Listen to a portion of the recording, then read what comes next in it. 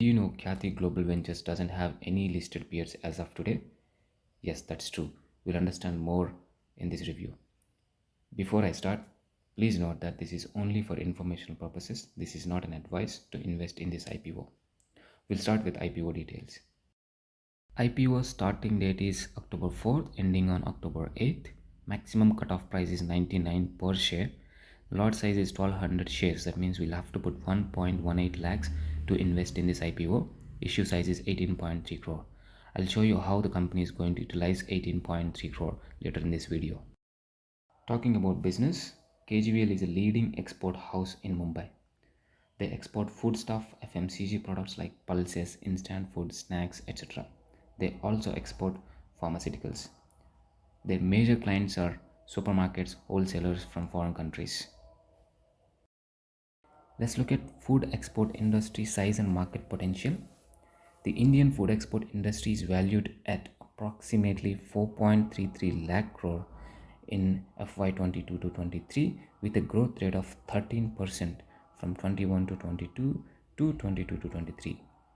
However, the growth rate has declined 10.1% to 3.9 crore with a 5-year CAGR of 5.5%.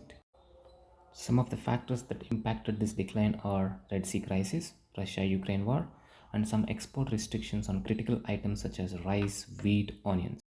Looking at the financial performance of the company, sales have gradually increased from 2022 to 2024 with the growth rate of around 6% to 10%. In 2023, growth rate reduced to 2%. On a positive note, the entire food export industry has seen a growth decline of 10%. This company managed to improve their growth rate to 10%. Expenses are on a higher end, accounting to 98% of the revenue. Because of that, both profit margins, operating and net profit margins, have very low, only 2%.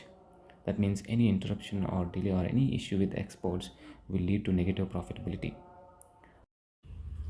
Though the profit margin improved in 2024 to 4%, one concern that I see is the other income. The other income is very high, which is close to 1.5 to 2 crore. In future, if other income becomes zero, this will significantly impact the profitability of the company. Cash flow statement seems to be positive in the year 21, 22 and 23, but 2024 went other way. Cash from operating activity in 2024 is negative. That means company is not able to generate cash from its main business, which also means it needs to borrow money to run its daily operations. Cash from financing activity is positive.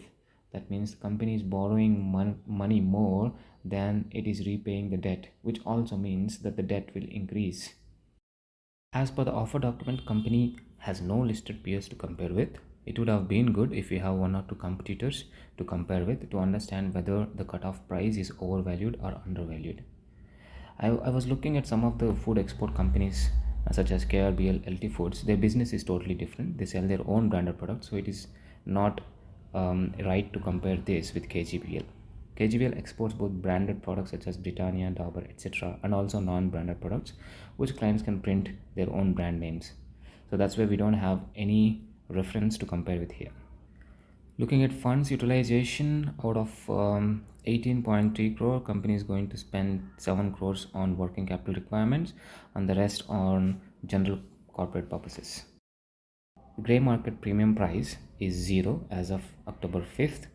That means the estimated listing price would be 99 with 0% gain or loss.